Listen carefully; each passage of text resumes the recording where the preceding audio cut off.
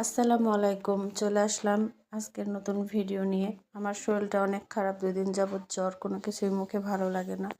তো দুপুরবেলা চলে আসলাম একটু শাক তোলার জন্য। গাছটা কয়েকদিন আগে লাগিয়েছিলাম, ভালোই মাশাআল্লাহ সুন্দর হয়েছে, কিন্তু পাতাগুলোর জন্য গাছটা ডগা ছড়াতে পারতেছিল না। তো একজনে বলল পাতাগুলো ছিঁড়ে দেওয়ার জন্য, তাই ছিঁড়ে দিতেছি। আর মাশাআল্লাহ আমার দেখা প্রথম পুঁই শাকের এত বড় বড় পাতা আমি জীবনে প্রথম দেখলাম, এর আগে দেখিনি। আপনারা কেউ দেখছেন কিনা কমেন্ট করে জানিয়ে যাবেন। আর আমি পাতাগুলো তুলে নিলাম আর আপনাদের দেখিয়ে দিচ্ছি, দেখেন কত বড় বড় পাতা হয়েছে। পাতাগুলো আমি ভাতের মধ্যে ভর্তা দিব, ভর্তা শুকনো মরিচ দিয়ে ভর্তা করব। কোনো কিছু যেহেতু মুখে ভালো লাগে না, একটু ভর্তা করে খেয়ে দেখি যদি ভালো লাগে।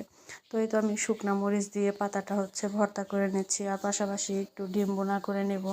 আর কালকে যে সাজনা তুলেছিলাম সেই সাজনাগুলো দিয়ে আমি একটু শুটকি মাছ রান্না করে নেব।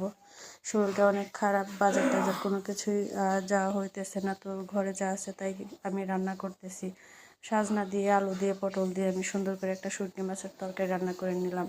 কিন্তু মুখটা এত খারাপ, খেতে বসে আমি কোনো কিছুই খেতে পারলাম না, সব কিছুই আমার কাছে তিতা লাগে।